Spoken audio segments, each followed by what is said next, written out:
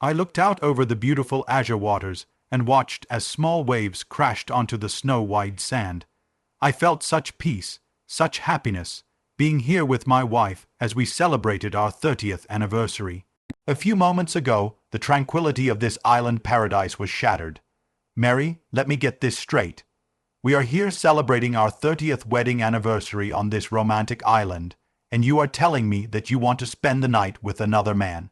How can you even ask me such a question? Mark, honey, don't be like that. You know, I love you more than anything in the world. I just want to do this for John and Amy. I know you were as touched by their story as I was. It will only be one night to bring some happiness to a dying and lonely old man. And besides, it doesn't mean you'll be left all alone. I saw the way you look at Amy. She is a beautiful young woman. Yes, Amy is a beautiful young woman, but she is not my wife.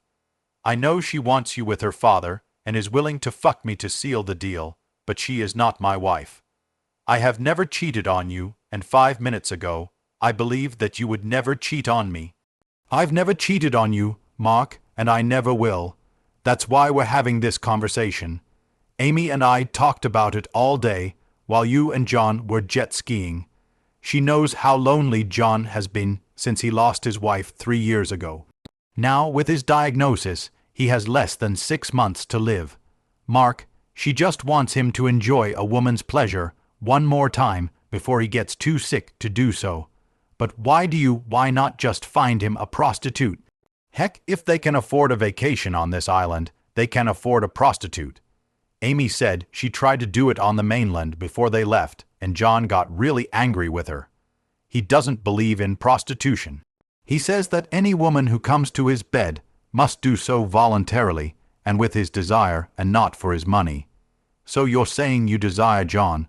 You said it would be a pity sex, but now you say you want it. So it's not just about being kind and loving to the dying man. You want to fuck that old man. Don't be rude. Yes, John is a handsome and charming man.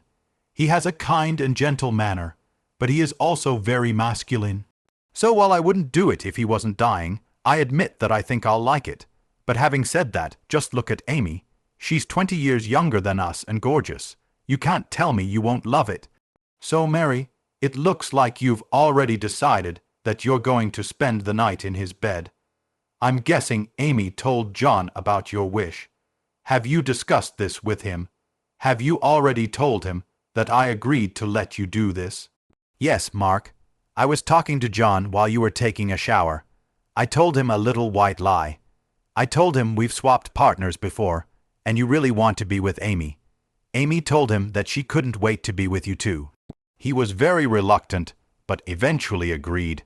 I told him that I would arrive at their villa at 7:30, and Amy would arrive at the same time. So this is what you're really doing to ask my permission. You're just telling me it's done. I really have no say in this matter at all. Well, let me say this, I disagree. If you do this, our marriage could be ruined forever. I can't stop you without physically restraining you, and you know I would never hurt you. But this would certainly hurt us. Mark, it's just something I feel obligated to do. Making love to a lonely older man, giving him one last chance to feel like a real man. I just had to do it for him. It's Mark, enjoy your time with Amy, and tomorrow we will be together again, forever. Mary stood up and walked back to our villa to get ready for her evening. I sat and looked at the water. How could this happen to me? My wife leaves me to spend the night with a man I just met a couple of days ago. A man who must be at least 60 years old. Mary has always been soft-hearted, and now she wants to fuck some soft-hearted old man out of pity. No, it's just her excuse. She adores this old charmer and uses his diagnosis as an excuse to have sex with him. Well, I'm not going to make it easy for her. I got up and headed to the villa. Mary was dressed in a light summer dress and sandals. I could smell the expensive perfume I gave her before we left home. She was putting on her second diamond earring. Stop! I bought you these earrings as a sign of my love for you, not to make you look good by cheating on me. Set them off and don't wear the perfume I bought you. Wash it off immediately. It's enough that you humiliate me and cuckold me tonight. I'll be damned if you're going to do that while wearing my anniversary gifts. Mark, you're being stupid. I'm not cuckling you. We have agreed to it. We're switching places. You'll be with Amy. Now go away and let me get dressed. I took 3 quick steps across the room and grabbed her left wrist. I took her wedding rings off my finger and extended my hand. Give me the earrings, or I'll rip them out of your ears. With a frightened look, Mary took off her earrings and put them in my hand. I put them in my pocket and turned to leave. Don't bother coming back tomorrow. You can just stay with them. I went to the refrigerator, poured a 6-pack of beer, and walked back to my chair on the beach. I took a sip of my beer and stared at the water. Everything was spinning in my head. What should I do? What can I do? If Mary came to me right now and said that she had cancelled everything, I'm not sure that I could forgive her. If she goes to him tonight, our marriage will be over. I sat and languished for over an hour before Amy came up to me. Mark, I was looking for you. Do you want me to join you here, or do you want to come inside? Amy walked around my chair and stood in front of me. Amy, you are a beautiful young woman, but I am a married man, at least for now. I know you and Mary had an agreement for this evening, but I never agreed with your plan. I told Mary I didn't agree, and she went to John anyway. She's cheating on me with your father, and I'll divorce her as soon as we get home. My God, Mark, you can't think like that. You know why she does it. It's an act of kindness. She's not cheating. She loves you, and I know you love her. Please, Mark, let me take your mind off this. Amy took one thin strap of her summer dress off her shoulder, then the other. Her dress fell to her feet. Completely naked, she stood in front of me. She truly was a beauty. Light brown hair fluttered in the wind. Graceful hands lay on the curve of her hips. Fiery red nails contrasted with her tanned body. She waited until my gaze returned to her, and then smiled. I think we could have some fun. She's having fun. You deserve some fun too. Mark, I was really looking forward to being with you tonight. Please, let's go inside, and let me help you forget about her for one evening. My eyes locked onto the sexy blonde as she reached out to me and asked me to take her inside. The 4 beers I drank were almost enough to let my lust take over my brain, but my anger prevailed. I stood up, grabbed Amy's hand, and walked into my villa.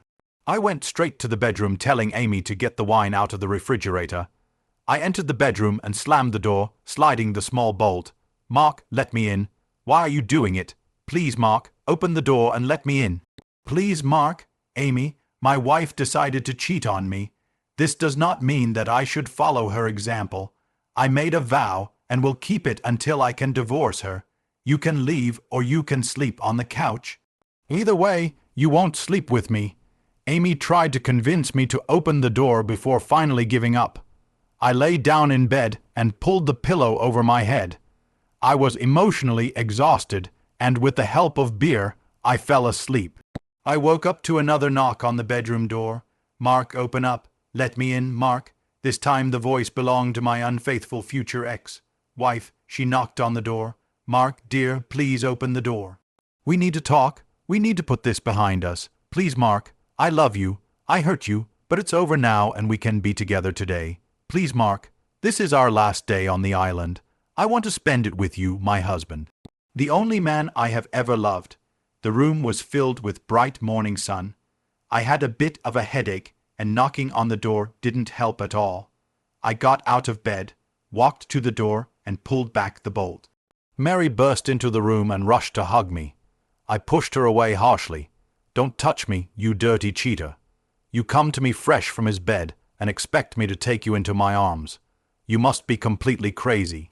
I can smell it on you even from here. Go to the shower and clean yourself up. Mary gasped in horror and then burst into tears. She turned and ran to the bathroom, screaming, "Sorry. I am so sorry. I didn't think so. Mark, please, I'll be out in a few minutes. I'm so sorry. I went to the kitchen and made coffee. I wished we had cell service on the island so I could get out of here before our 6 p.m. flight. I looked at my watch, 1130. That means I have to be alone with her all damn day." Mary entered the kitchen. She had a towel wrapped around her, and her wet locks hung over her bare shoulders. 2 days ago, I would have jumped out of my chair and embraced my beautiful wife in my arms. Today I just looked at her while sipping my coffee. Mark, now I'm all clean. I washed everything several times. Mark, please, I'm still me. I'm still your wife. Please, baby, say something. Put some fucking clothes on, and then we need to talk about what's going to happen. But Mark, aren't you going to get your wife back? Amy and John said you'd want me back. They said you'll fuck me harder than ever. Please, Mark, I want you to take me back. Make me yours again. Put your mouth, you damn cow. I'll never touch you again. Now get your cheating ass over there and put on some clothes. Mary burst into tears and ran into the bedroom, slamming the door. She returned it as I poured the rest of the coffee into my cup. Mary saw the empty coffee pot and realized that she shouldn't ask me to make more coffee. She quietly filled the pan and turned it on. As soon as the tea was brewed, she poured a cup and sat down at the table. Mark, Amy told me that you locked yourself out of her at night. I don't understand why you did this. I thought you'd have her all night, and then be so excited to tell me all about it this morning. I thought we'd have a good laugh about our adventures, and then you'd make love to me all day. God, who the hell are you? You can't be the same woman I married 30 years ago. How could you even believe that I would agree to this fucking plan? Mark, we are on a tiny island. The other 2 villas are empty. So there are only 4 of us. No one will ever know what we did here. You had a beautiful young woman begging you to fuck her, and you received my blessing for this. What person in their right mind would miss such an opportunity? You just don't understand this. I loved you, only you. It wouldn't matter that no one else would know what I did, because I would know what I did. I made a vow, and vows mean that you do what you promise, even if no one is watching. Obviously your vows mean nothing to you, but they mean everything to me, and you broke them. Mark, I thought you would like it. I knew you were in a little pain, but I thought that once you started with Amy, you'd really like it. I didn't know you locked yourself in the bedroom from her until she told us about it this morning. I just assumed you had a wonderful night just like you, Mary. You mean, how was your wonderful night with John? Hell yes, it was a wonderful night. John is an excellent lover, and I really had a wonderful night.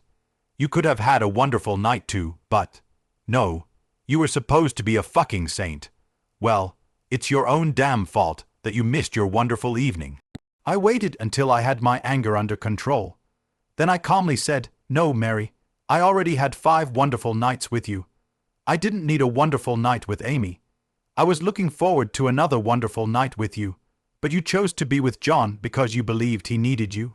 Well, I needed you too, but I guess it just wasn't important to you. I stood up and walked to my sun lounger.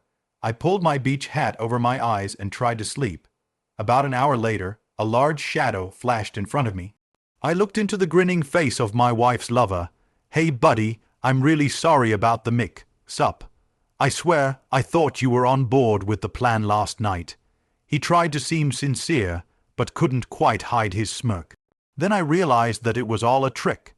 The lying bastard sold Mary a sob story, and the stupid bitch bought it. This guy gets his kicks by tricking married women into having sex, and is using Amy to help make it happen. I understand, John. I stood up slowly. John extended his right hand for a handshake. I looked at his face, and his grin was triumphant. He truly believed he had outplayed me. I casually raised my left hand in an awkward handshake. John looked at my left hand. I raised my right fist and drove it into his throat. John immediately grabbed his throat with both hands and stumbled back. I stepped forward. John fell to his knees and I hit him in the temple with my elbow. I seriously thought about dragging his limp body into the water and drowning the son of a bitch. But then I heard Mary scream. I turned around and saw her running towards me. She ran past me straight to the unconscious body, stretched out on the beach. Oh my God, what have you done? Oh, John, are you okay? Mary lightly spanked John, bringing him back to consciousness. I had to laugh. She smacked him very close to where I hit him with my elbow. I thought that must have hurt. Really hurt. I returned to the villa and went inside for a beer and a snack. I sat on the porch and watched as Mary and Amy helped the overweight John stagger back into the villa. As he got closer, he turned and looked at me. The triumphant grin disappeared, and in its place I saw only fear. I didn't see Mary until the boat arrived. She quickly collected her things and hurried to the pier with them. When we got on the boat, Amy and Mary spoke to the crew member, and I'm guessing he was using the radio to contact the mainland because we were greeted by some uniformed cop. Mark and Mary Stevens. I nodded, "Please come with me." We followed the man into a small office, and he pointed to a couple of chairs. We sat down, and he offered us a drink before getting serious. "I understand you had a run-in with Ron Cook and his playmate Amber Jones." "No, officer, you're mistaken. These are the Phillipses. John and his daughter Amy," Mary said, looking intently at me. "Oh, were those the names they used this time? I beg your pardon, officer. John and Amy are my new friends, and my husband attacked poor John for no reason." "Madam, do me a favor and shut the fuck up. I want to talk to Mr. Stevens, and I don't want to be interrupted." I laughed. "Please call me Mark." "How can I help, officer?" "Mark, I think you must have understood Cook's game, and that's why you expressed your displeasure during your, conversation." "Maybe, but I won't admit anything," the gentleman laughed. "You speak like a true American. Well, Mark, this is the 5th time Cook has played this game with some gullible tourist.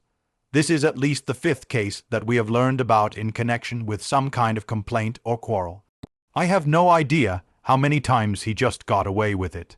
I understand Miss Jones's next step is to contact your wife in a few months and tell her that her lover has passed away.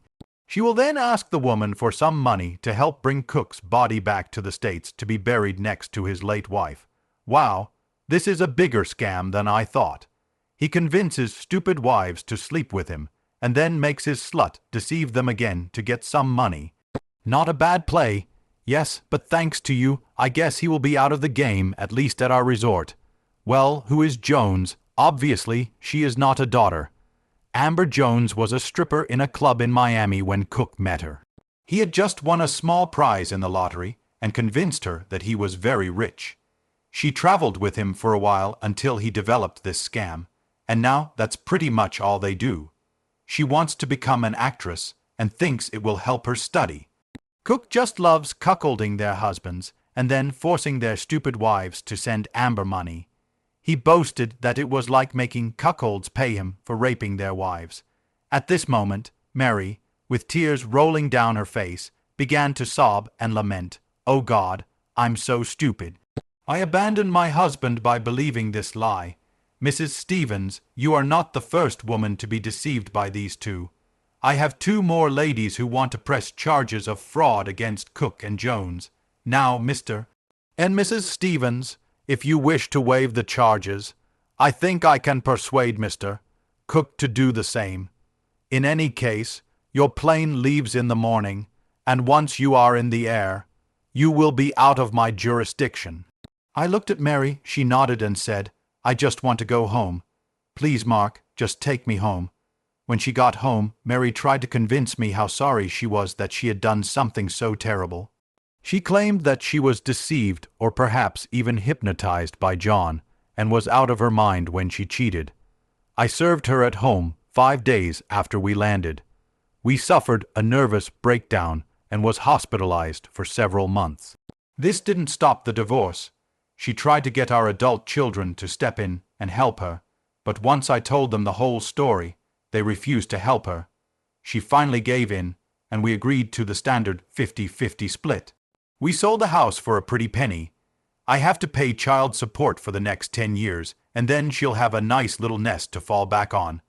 As I think back, and am amazed at how a trip to heaven ended my 30-year marriage and left me to grow old all alone. Luckily, my daughter had other plans for me and introduced me to her neighbor. We hit it off, and it looks like things might get serious, but I can guarantee that we will not be spending our honeymoon on an island paradise. Subscribe to our channel so that your second chaff doesn't cheat on you, and go ahead and listen to the next story, because this story is nothing compared to the next one. If you're under 18, don't even think about listening to the next one.